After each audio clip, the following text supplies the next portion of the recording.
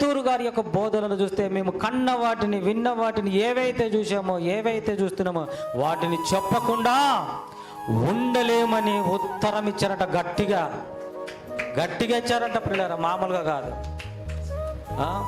మన పరిస్థితి ఎలా ఉంటుందో తెలుసా? మన పరిస్థితి మనం ఏ టైప్ అంటే ఒక అమ్మాయి అంటదంట, బావినండి. ఒక అమ్మాయి ఏమంటే తెలుసా? ఆ అబ్బాయిని చూడకుండా నేను ఉండలేను. అబ్బాయి అన్నట, ఆ అమ్మాయిని చూడకుండా నేను ఉండలేను. భార్య అంటదంట, నా భర్తను చూడకుండా వదిలిపెట్టి ఉండకుండా నేను ఉండలేను. అదేనా? లేకుంటే నేను పలాని ఆహారం తినకుండా ఉండలేను. ఎవరైనా తిరుగుతూ సిగరెట్ మందు తాగుతున్నారు అనుకో, దైవజనులు మరి పాస్టర్ గారు వెళ్ళి, అరే తాగొద్దురా బాబు, నీ ఆరోగ్యం చెడిపోతుంది, మరి నీ గుండె చెడిపోతుంది, నీ ఊపిరితిత్తులు చెడిపోతాయి, నువ్వు తాగొద్దురా బాబు అంటే అప్పుడు ఏం చెప్తారు తెలుసా వారు? మీరు ఎన్నైనా చెప్పండి పాస్టర్ గారు, నేనైతే తాగకుండా ఉండలేను. అంతేనా? మేమైతే తాగకుండా ఉండలేము అనేటువంటి విషయాలు చెప్తుంటాం. మనకు ఉన్నటువంటి మాట, తినకుండా ఉండలేము, తాగకుండా ఉండలేము, చూడకుండా ఉండలేము. పేతురు యోహాను గారంట, మేము కన్న వాటిని విన్న వాటిని చెప్పకుండా ఉండలేమని గట్టిగా ఉత్తరం ఇచ్చారంట. మామూలుగా కాదు పిల్లరా, గట్టిగా ఇచ్చారంట. అలాంటి విశ్వాసాలు ఉన్నావా మనకు? ఈరోజు దేవుని యొక్క మందిరానికి వస్తున్నటువంటి మన బ్రతుకులలో ఇలాంటి మాటలు ఉన్నావా? ఏ రోజైనా దేవుని మందిరానికి రాకుండా నేను ఉండలేను అన్నావా?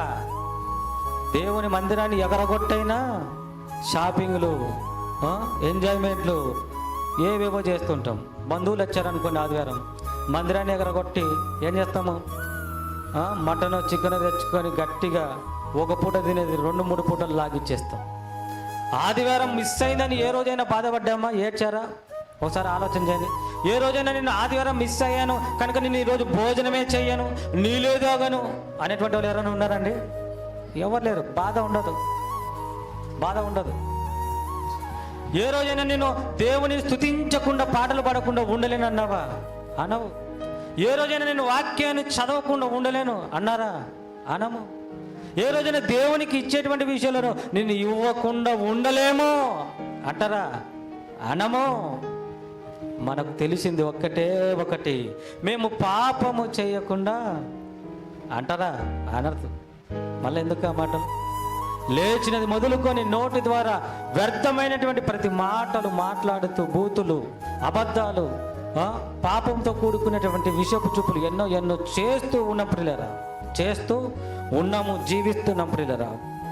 అర్థమవుతున్న దేవుని మాటలు. ఈరోజు మన ప్రభు అయిన యేసుక్రీస్తు వారి యొక్క పునరుత్థానం గురించినటువంటి మాటలు మనం వింటున్నాం. చాలా విషయాలు ఉన్నాయి, సమయం లేదు కాబట్టి ముగిస్తూ మీకు తెలియజేసేటువంటి విషయం ప్రియులరా, బాగా వినాలి. పునరుత్థానం అనేది ఖచ్చితంగా యేసుక్రీస్తు వారు చనిపోయి తిరిగి లేవడం వల్ల ఈరోజు మనం కూడా చనిపోతే మనకు కూడా ధైర్యం ఏంది, ఆధారం ఏంది? మనం కూడా చనిపోతే ఏదో ఒక రోజు లేపబడతాము. ఏదో ఒక రోజు మళ్ళా మనం కూడా లేపబడేటువంటి విశ్వాసముతోనే మనం ఆయనను వెంబడిస్తున్నాం ప్రియులరా. అలాంటి విశ్వాసం మనకుందా? అలాంటి విశ్వాసంతో మనం ఉన్నామా ప్రియులరా?